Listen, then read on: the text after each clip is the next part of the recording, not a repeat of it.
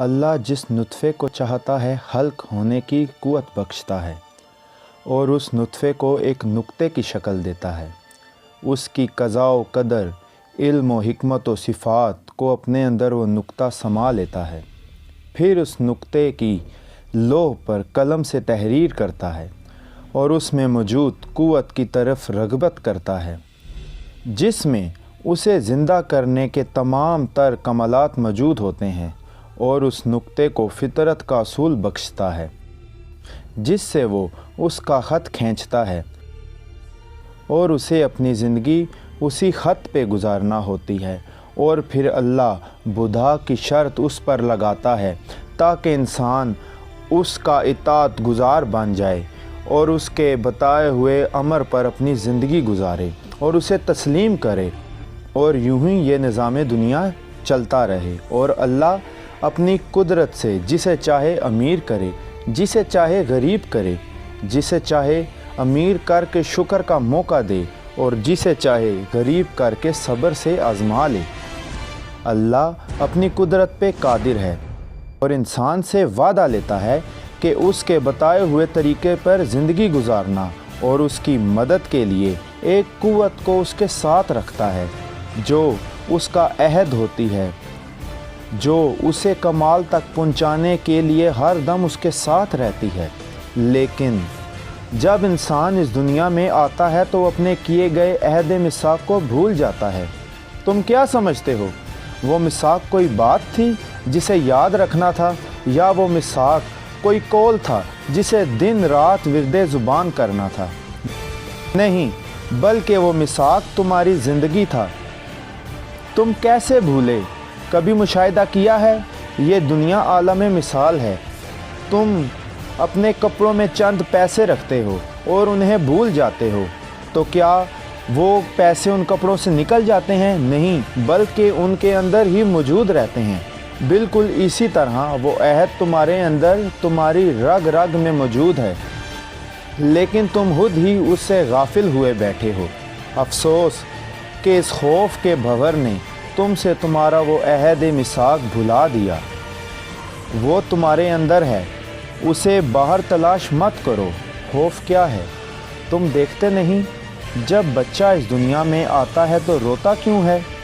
کیونکہ وہ اس دنیا کو نہیں چھوڑنا چاہتا، اسے لگتا ہے وہ مر رہا ہے، اور تم یہ سمجھتے ہو کہ وہ ایک زندہ دنیا میں آ رہا ہے، ایک ایسے جہاں میں آ رہا ہے جہاں زندہ لوگ موجود ہیں۔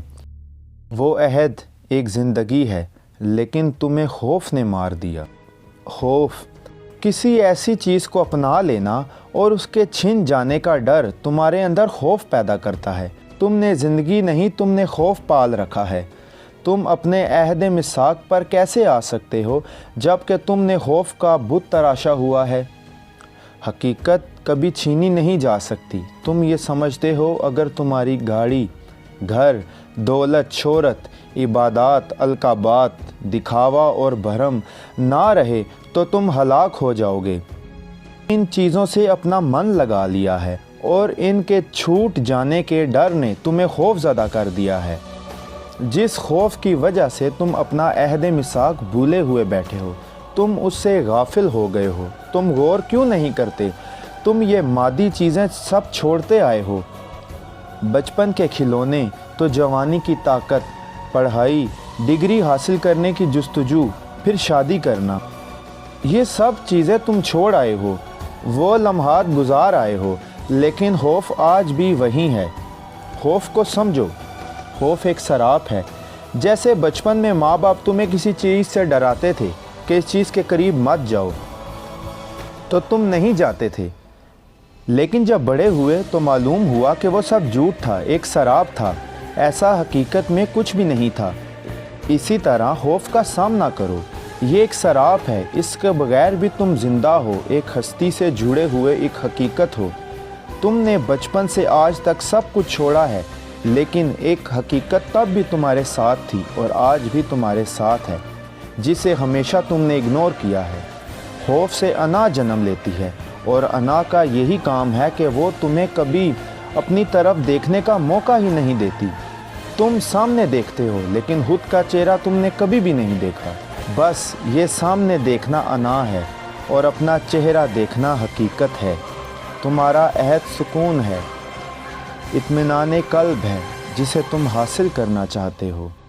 تمہارا عہد سکون ہے، اطمینان قلب ہے،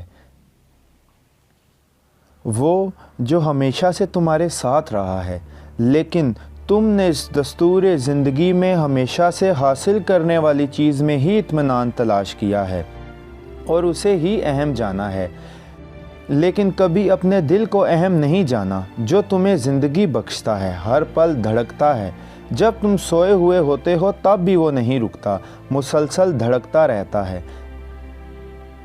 لیکن تم نے کبھی بھی اس کو اہم نہیں جانا کیونکہ وہ تمہیں مفت میں ملا ہے، تم نے کبھی حاصل نہیں کیا۔ اور یہی انا کا دھوکہ ہے کہ وہ حاصل شدہ چیز کو ہی حقیقی جانتا ہے، جبکہ تمہارا عہد میثاق حقیقت میں ہمیشہ سے تمہارے ساتھ تھا اور تمہارے ساتھ ہے، لیکن تم نے پوری زندگی خوف کے عالم میں گزار دی اور مادی چیزوں سے سکون حاصل کرنا چاہا، لیکن کبھی حاصل نہ کر پائے، کیونکہ خوف جو ہے وہ جھوٹ ہے۔ تمہارا عہد الست وہ اطمینان ہے جس نے تمہیں ماں کے پیٹ میں 9 ماہ تک زندہ رکھا۔ تب تم کچھ بھی نہ کرتے تھے، لیکن تمہارا رزق تم تک پہنچ جاتا تھا۔